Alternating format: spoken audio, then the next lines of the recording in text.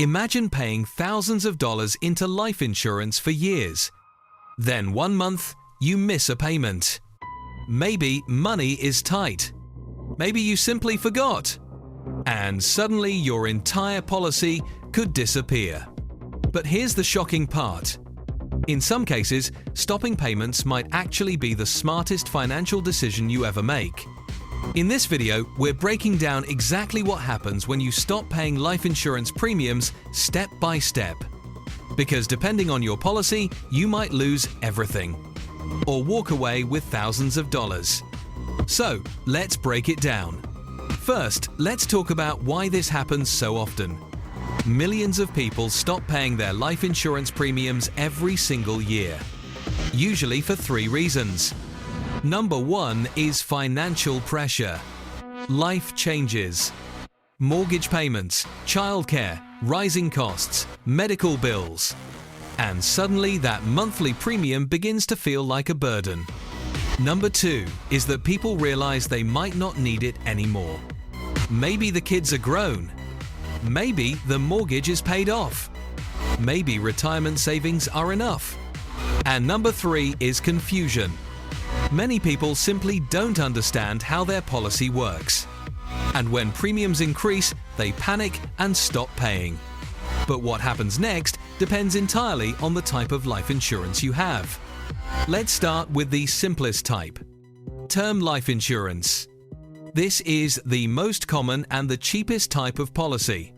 It covers you for a specific time period, usually 10, 20, or 30 years.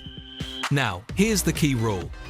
If you stop paying premiums on a term policy, the policy simply lapses. That means your coverage ends. Your beneficiaries receive nothing. And the money you already paid is gone. Think of it like renting insurance. You're paying for protection during that term.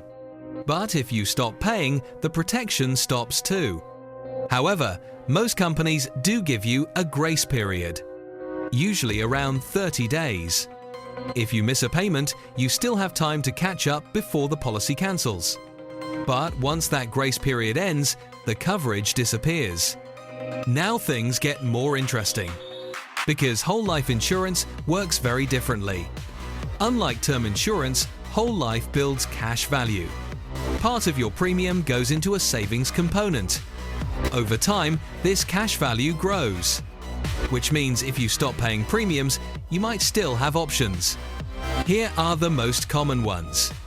Option 1 is using the cash value to pay premiums. Some policies automatically pull money from your cash value to keep the policy active. This is called automatic premium loans. Your policy stays alive, but the cash value slowly shrinks. Option 2 is reduced paid-up insurance. Instead of cancelling the policy, the insurer converts it.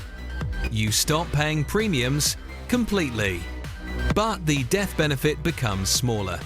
For example, a $500,000 policy might convert into about $120,000 of permanent coverage, and there are no more payments required. Option 3 is surrendering the policy. You cancel the policy and withdraw the cash value. This can sometimes be thousands of dollars. But be careful. If you surrender early, there may be surrender charges. Then there's universal life insurance. And this is where things get complicated. Universal life is flexible. You can change premiums, death benefits, and cash contributions.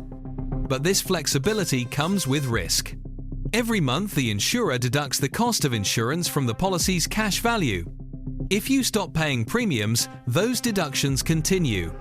Eventually, the cash value can run out. And when that happens, the policy collapses. And in some extreme cases, people receive a shocking tax bill, because the IRS may treat the remaining balance as taxable income. This is one of the biggest reasons financial advisors warn people about poorly structured universal life policies. Here's the mistake many policyholders make. They simply stop paying and ignore the policy. No phone call, no cancellation, no changes. They assume it will quietly disappear. But sometimes the insurer keeps the policy alive using loans against the cash value. Those loans accumulate interest. And years later, the policy finally collapses. And suddenly, the owner receives a huge tax surprise. This has happened to thousands of policyholders.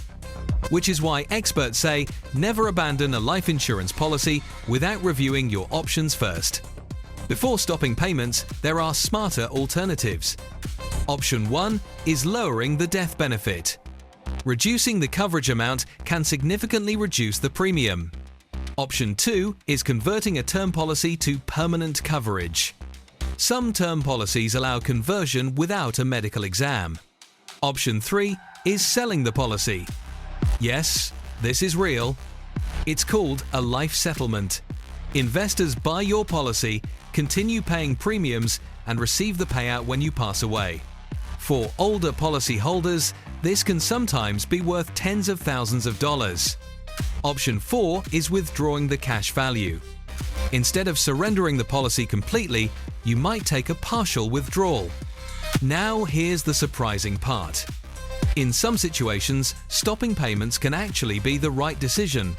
For example, if you bought a policy when you had young kids, but they're now financially independent. Or if your retirement portfolio already provides enough protection for your spouse, in those cases, paying expensive premiums may not make sense anymore. The key is making a deliberate financial decision, not an accidental one. Life insurance is supposed to provide peace of mind. But many people pay premiums for decades without fully understanding their policy. So, if you're thinking about stopping payments, don't just ignore the policy. Check your options.